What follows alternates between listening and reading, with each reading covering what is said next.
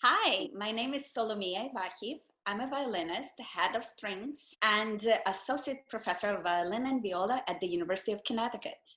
And please allow me to introduce my wonderful colleague, Ken Fuchs, Grammy-winning composer. Ken? Hi, everybody. Kenneth Fuchs. I'm professor of music composition at UConn. And I'm so delighted to have the opportunity to talk with my dear friend Solomiya today and share our musical experiences and share the wonderful musical vibe at the university and the wonderful faculty colleagues that we share. So Solomiya, I am so excited about the success of your new recording. So tell me about it. Tell everybody about your recording. Thank you, Ken. It took 2 years in the making for the CD Haydn and Hummel to see the world. Back in November 2017, a colleague of mine, a professor of Cleveland, at the Cleveland Institute of Music, brilliant pianist Antonio Pompa-Baldi, conductor Theodor Kuchar, and I went to Slovakia to record the Slovak National Symphony. And we recorded 2 albums in 2.5 days. And those albums are Mendelssohn Concertos that feature unknown violin concerto and a double concerto for violin and piano with a full orchestra, because later, originally Mendelssohn, when he was 13, wrote the double concerto for violin, piano, and string orchestra. And then later in his life, he reorchestrated it and added timpani and winds. And that's such interesting repertoire. And have the works been recorded previously, or are these premiere recordings, or there are very few, or what? That's a very good point. I only know of 3 other recordings of that version. So the version for violin, piano, and strings is very popular because it's a beautiful melodic piece, Right. but the version with the full orchestra is not known. And luckily, we got to be played on a lot of NPR stations, and I'm hoping that more and more orchestras will program that full orchestra version, which is fantastic. But so, and when was tell everybody when the album was released? This album was released in September by Brilliant Classics. It's a Dutch label. And I've heard that it's in London, in all over London, the musical stores. Oh, Johan sent us a picture of your CD and my Mendelssohn album at the music store that he found while he was on a business trip. Oh, wonderful big record store in central London. Yeah, how wonderful. And so, but the recording has gotten terrific reviews, and it's charted. Is that right? I mean, it's hit the Billboard chart, or it's yes, it was at the top 10 Spotify releases, and amazing. As well as this recording, that Haydn and Hummel Concertos for violin, piano, and orchestra. Again, that was November 2017, when with the help of UConn grants, I went to Slovakia and recorded with my colleagues, and this recording had 40,000 listeners. So that's amazing. Congratulations. Thank you. But let's talk about your success, Ken, and then we can talk about our mutual projects that will be released soon. Yeah, well, I'm so impressed by your recording projects, because it's so important for musicians, for performers such as yourself, or composers such as myself, to be entrepreneurs about our work. We have to be. That's how the world has evolved for classical musicians, and I completely understand the journey of creating a recording project. 2 years in the making, and then going to Europe to record it. So I'm so proud of you, and so happy for the well-deserved success that the recordings are getting. So for me, I've done 5 recordings with the London Symphony Orchestra over 15 years. My dear friend Joanne Falletta, who was my great champion, we were classmates together at Juilliard, has conducted all 5 recordings. And we did our first one in 2003, and it was released in 2005. So since then, we've done 5. And I'm very proud that the most recent one, which was released in August of 2018, was nominated for the Grammy Award in the category Best Classical Compendium, and unbelievably, it won. so well deserved. So well deserved. Thank you. Thank you. I'll just, this is actually the disc cover, and it features a gorgeous painting by my dear friend Helen Frankenthaler, one of the great abstract expressionist artists. And we became very good friends when I lived in New York City, when I was a student at Juilliard. And I've always loved her work, and she's let me use her artwork for the covers of all my albums. And I've written several pieces inspired by her painting. In fact, my piano concerto, Spiritualist, which is included on the Grammy recording, and that the painting on the cover of the disc is called Silent Wish. And that is actually the second movement of the piano concerto. So I've got a little treat to show you and our friends. I'm going to hold up a 6-pound object, which is the Grammy Award for my recording. So here it is. Oh my God! Yes, I'm very, very proud, very, very proud of that. So yes. There it is. There it is. So yeah, that recording took 3 years from start to finish, and like you, I had to raise all of the funds to hire the orchestra and the recording studio Abbey Road, and pay the artist's expenses. And it's a real journey. So it's practicing and performing or writing the music is only the beginning. So it's a whole set of things. So are you working on another recording project now, or you're focusing on performance again when we get back to it? Yes, I have a recording bug. Oh, sorry, there is a delay, so I'm sorry for interrupting. But I have a recording bug, and the great thing about being at the university, it's that we have an opportunity to apply for grants. Yes. And with the help of those grants, I'm able to do the recordings and, of course, fundraise much more, and also finance my own hobbies or my own art. But so I've been fortunate that the University of Connecticut has been so supportive. And before I talked about my new album, I also would like to thank you for being the inspiration to me, because not only musical inspiration, but I realized not too long ago that you gave me an idea to use paintings of people who are close to me on my album covers. So as you can see behind me, I love that painting. Thank you. There is a painting that was painted by my childhood friend. Her name is Solomiya Ivakhiv. No, I'm Solomiya Ivakhiv. Sorry. It's a very popular name. It's Smith. No. Solomiya Kohut, and it's right on the corner here. And her mom is a professor of violin at the Music Academy, and she was my violin teacher. Oh, how wonderful.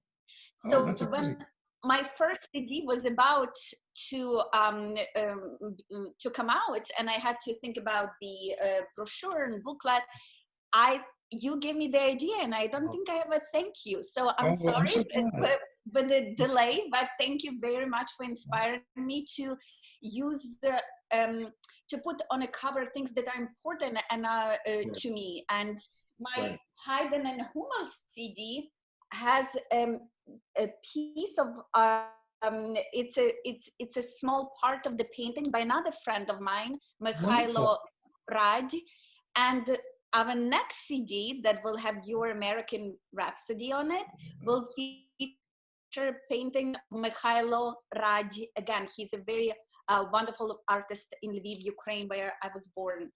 So my new fourth album will be called Poems and Rhapsodies. Oh, wonderful. And it's a collaboration with you, and also Sophie Shaw, our cello professor. Wonderful. And the CD will feature music of Grammy-winning composer Kenneth Fuchs, as well as two Ukrainian composers, Miroslav Skorek and Anatol Kos-Anatolsky, and Van Williams, Saint-Saëns, and Chausson. So there will be 6 pieces on that CD, and if I may share, the idea of that album came from you. Or you inspired me. So see, there are 2 things that I need to be and I need to acknowledge and thank you for. Well, you know, it's such a pleasure to be your colleague at UConn. I truly mean that. And you know, when you first came to the university, and when I heard you play, I thought, oh my goodness, what a fabulous artist. And I truly couldn't wait until we could collaborate. And in fact, you might remember your first year, I did a concert of my chamber music at Barge Music in New York City, and you performed on that concert. I was so thrilled to have you perform on that concert. You played so beautifully, and it was wonderful to feature our friends from UConn, the UConn faculty. It was a great, wonderful concert for that. And you know, I have always felt my work, American Rhapsody, was your piece. I mean, your tone, your musicianship, and the depth of emotion that you can express on the violin. I thought, she has to play this piece someday. And I'm so thrilled that you've taken it on and you've performed it many times now, and of course recorded it, which means so much to me. And the concert with the Ukrainian National Symphony last November at Jorgensen with you as soloist on American Rhapsody was a dream come true, to have my music played by you in front of our colleagues with a fantastic orchestra and conductor, and then to have you and Sophie do the double concerto as well, to feature you both that way. It was such a special experience. So I'm thrilled to pieces that your interpretation of American Rhapsody is going to be preserved forever on recording. Oh. So thank you so much. No, thank you, Ken. And the idea to record the album came because I love your piece, the American Rhapsody, so much. Well, it really shows when you play it, and I mean that. And I was so proud of you during the performance, because for our friends who haven't heard the piece yet, there's a huge solo cadenza in the middle of the piece, and the authority with which you played it at that performance in front of all of our colleagues at UConn and all of our friends from the community made me very, very proud of the piece and of you. Thank you. Now I think I'm on a mission to fundraise and to commission the violin concerto. Well, that's, you're done with the flute concerto. Yeah, you know, that truly is a dream of mine, to write a full-scale violin concerto, and it would be such a thrill to compose it for you especially, and to collaborate with you on it. I think, you know, collaboration between composers and performers is so important. I mean, I can't imagine writing a concerto for an artist, for a solo artist such as yourself, and not collaborate on the piece in every detail. So you know, we'll make that happen. I'm absolutely convinced it'll happen. We'll find the right way. So I do want to tell our friends too, I have a new recording project which is coming up. It's actually my 7th album for Naxos, and I'm especially proud of this one because it is entirely made in Connecticut, and it is an album of 7 of my works for symphonic winds, for symphonic band and wind ensemble. And I worked on it over the period of 3 years with the Coast Guard Band, the United States Coast Guard Band, which of course is stationed in New London, Connecticut at their gorgeous Coast Guard Academy, and they have such a beautiful concert hall with such fabulous acoustics. And one of the works is my saxophone concerto Rush, and so our colleague Greg Case, our saxophone professor at UConn, is the soloist. He's also the principal soloist of the Coast Guard Band. And Jeffrey Renshaw, our former conductor of the wind ensemble, who's conductor, professor emeritus, actually guest conducts that performance on the nice. album, and the rest of the works are conducted by Adam Williamson, who's the commander of the band. And even the cover artwork, I veered away just for once from Helen Frankenthaler, and the album features a beautiful painting called Beyond the Blue Horizon, and it's by a gentleman named Preston Trombley. Preston is actually a music graduate, a music graduate, alumnus of the our Department of Music from UConn, and he's also a truly celebrated visual artist, and he has a studio in New York and does paintings and collages, but he's also a classical program host at Sirius XM Symphony Hall Channel 76. So it's a completely UConn sponsored, Connecticut made in the USA kind of recording, and it's all about music in Connecticut. So I'm very proud of that. And we'll put that out there in August. Congratulations, that's fantastic.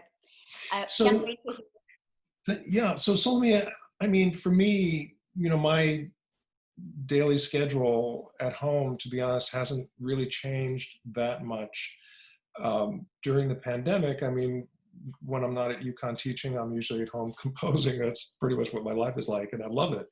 But but for you, I'm wondering how you have found a way to move forward as a performer and as a musician, and while we're in lockdown, and how would love to hear how you've gotten through that, and what your plans are, what upcoming concerts you might have scheduled, if there are any. Yeah, that's so true, because everything got canceled for the summer. All of my performances, except the teaching festivals. I will be teaching at Curtis Summer Fest at the Curtis Institute of Music Summer Course, and also ARIA Festival. It's a boot camp for young musicians. Yeah. And this will actually be in person, or will it be virtual? It will be over the internet, Zoom. And I like teaching over Zoom because, of course, it's nice to have a contact and to be able to fix the posture or the bow hold. But at the same time, I think it gives me a different perspective when I hear students play over Zoom, because I don't focus just on their hands. I see the larger picture. And I'm not opposed to incorporating some of the online teaching in the future, because I think these are our realities, and that's the future. And I was just going to say, go ahead, please. And I'm also thinking that the live broadcasting and internet concerts are going to be, they are the reality in the future. So I'm learning the tricks and how to do it, and how to do a few virtual performances, because, performing for us, it's like breathing. It's hard not to perform, but at the same time, we can't perform in public. So that is something new, but I'm excited because it's a different chapter and a different learning curve.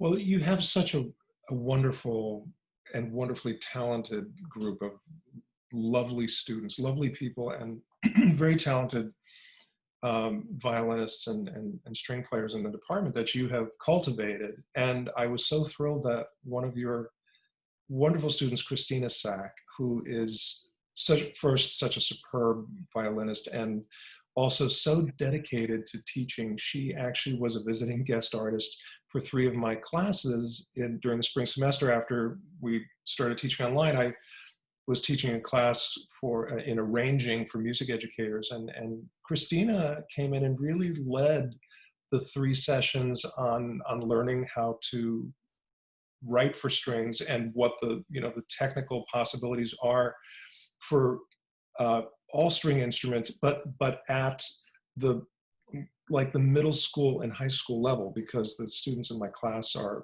most likely, when they first go out into the teaching profession, we'll be teaching at either middle schools or elementary schools and or high schools. And Christine was so thorough, and it was so fascinating to watch her demonstrate all of these wonderful techniques online. And it worked. I was so thrilled that it did, but it was fascinating. Yeah, obviously we want to interact with students and with each other, but I'm thinking about the offices and New York City rental prices. Why would people rent an office anymore if there are so many things that can be done at the comfort of your own homes? So I'm excited about these online courses and to meet new students and hopefully recruit them and ask them to come to UConn to study. You know, I love, although I'm not a string player, I love composing for strings, and I really have dedicated my life as a composer to writing music that is idiomatic for whatever instrument it is that I'm composing for, but particularly for string instruments, because obviously the repertoire is so rich and so deep and varied. And I'll never forget the day that I came to visit your studio at UConn just to watch you teach violin. And I was so fascinated to see, I mean, this was in person, obviously, but to see how you impart concepts through sound and also through modeling, demonstration, and even, you know, helping the student to adjust their hand position and so forth. I mean, it's just fascinating to me, the world of the violin and what it is to learn how to play it well. Oh, thank you, Ken. Thank you. I need to learn more about the composition, because obviously I love playing your work and other works, but your job is so much harder. I just play one or four notes at the same time at most, but yeah, it's. No. What would you say is, you know, in your opinion as a string player, speaking of chamber music, what do you think, what combination of strings or strings and piano, whatever, you know, what do you think is the most challenging for a composer in terms of chamber music ensemble and instrumentation? Is there one that's more challenging than another, or? Yes, absolutely. String quartet. Yeah. There's no place to hide for the player or the composer. No cymbal crashes, no bass drum rolls, no nothing. It's just the strings. It's a fabulous medium. I just love writing for string quartet. And you wrote 2 string quartets? Actually, well, I've written 5 so far, and I have, ideas are starting for number 6 and number 7. And what I want to do with those 2 is actually use voice as well. So it would be, number 6 is going to be string quartet and baritone voice, and number 7 is going to be string quartet and soprano. Wonderful. I love the idea. I don't think such combination, correct me if I'm wrong, has been done before, because Pierre Lunari and others, there are a few, I mean, not many. Samuel Barber's Quartet Dover Beach is for baritone and string quartet. And our dear friend Richard Danielpour, who was my classmate at Juilliard, his, I think, 6th quartet is for baritone. In fact, I kind of stole this idea from him, but it seems so important for a composer to do this. He has his 6th, I think it's a 6th or a 7th, is with baritone voice, and the next one is for soprano. And I thought, you know, what a great idea to have the voice represented, male and female, and to find the right poetry to set. And then I think Schoenberg,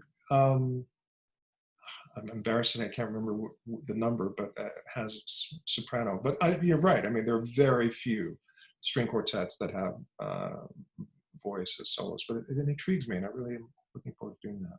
It's, string instruments, a special violin and a human voice, it's a nice blend. And you know, Ken, the definition of a great composer, when a great composer knows you have to borrow from another great composer.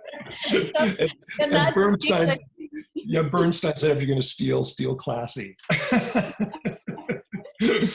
I borrowed, you inspired me with the ideas about paintings, you know, so it's you know, I'd love to teach string quartet and string quartet writing. And, you know, it's such a joy to help my students hear for the first time the 16 Beethoven string quartets. I mean, what a journey from the early through the middle to the late periods. And, you know, and I think of Bartók on the other end of that, the 6 quartets that really are like a Bible of contemporary techniques. You know, there's such brilliant pieces.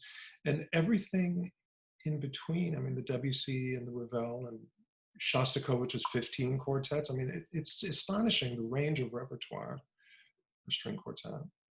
Yeah, I wouldn't mess with quartets. I believe that it's better to leave it to the professional quartet players.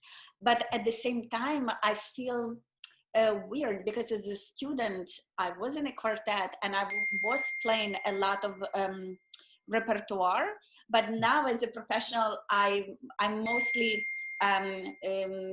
gearing towards piano trios, because those are more three instruments that can a little bit more soloistic, and then they make a blend out of it. So, but the string quartet, it's a different technique and a different approach, and in order to play it well, one really has to know how to approach it.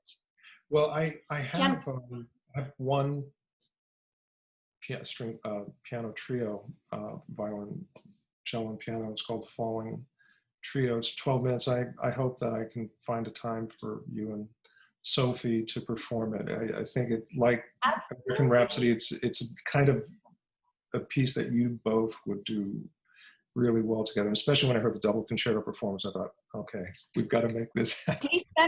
Please send us the music, because you know we will be actually playing Preston's duo, Preston Tomley. So it would be nice to perform your piece as well. I mean, it would be fantastic. So please email us the score. And can I ask you something? And I hope I'm not rubbing any in it, but how is your flute concerto coming along, and who are you writing for? Well, the piece is finished, and I wrote it for a brilliant flutist and a lovely person. Her name is Peg Cornels. And, you know, I'm working on a couple of performances. As for everyone, for me, you know, performances have stopped too. And so when the orchestra world gets going again, I had 2 or 3 definite responses from conductors, and I would just have to wait till the air clears, so to speak. But yeah, the piece is done. It's about 16 minutes, and it's unusual in that it features not only C flute, but also alto flute. So it's a doubling concerto. So the soloist plays both C flute and alto. Not at the same time. But, well, anyways, Solomiya, it is so wonderful to have an opportunity to chat with you while we're secluded, and to hear that your effervescent and ever-going love for music and all of the fantastic projects you're working on. I'm so proud of you for the success with your recordings. Thank you. And I advertise everywhere that you are my colleague. I'm your biggest fan.